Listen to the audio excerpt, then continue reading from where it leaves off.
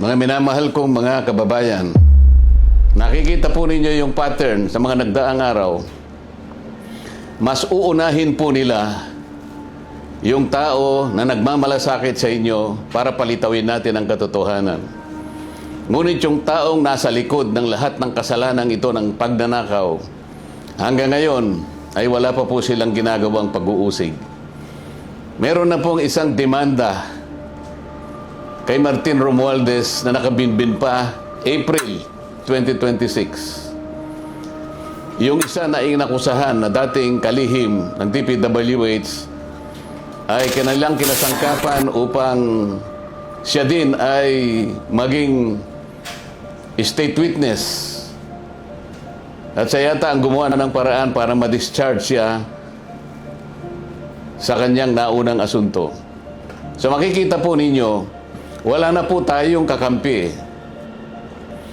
Ang kasalanan ko lamang po yung paglingkuran kayo, kung kasalanan pong matatawag yan. Na humarap sa kanila ng buong tapang para sa ganon ay malaman ninyo ang totoo. Malaman ninyo kung sino ang nagkasala sapagkat gusto nating papanagutin lahat ng mga taong ito. Ngunit kapag ako'y kanilang inaresto, hindi na po matutuluyan. Akala po nila ay maililibing ito sa limot. Ang isa pa pong inaasahan nila ay hindi na po ako makakasali doon sa impeachment proceedings na nakatakda pong magsimula sa susunod na linggo. Sa mga tweet, 2 ibon sa isang putok, mga kababayan. So talagang maliwanag na planado po ito, mga kababayan, kasi 2 linggo bago nagpahayag ang ating ombudsman, sinabi na rin ni Ping Lacson na tila siyam pa na senador ang makukulong. Parang alam na niya ang mangyayari. Gaya po ng nauna ko nang ipinahayag sa inyo. Alam kong gagawin nila ito. Alam kong aarestuhin nila ako. Alam kong ikukulong nila ako. Ngunit hindi po dahilan yan para tumigil ako sa paglilingkod sa inyo. Kasi po iisa lang ang paraan ko upang paglingkuran ng taong bayan dahil sa pagtitiwalang ibinigay nyo sa akin. Malit na bagay po ang sakripisyo na aking haharapin. Kung ang katumbas po nito ay maipakita natin ang kahalagahan ninyo bilang mamamayan ng ating bansa.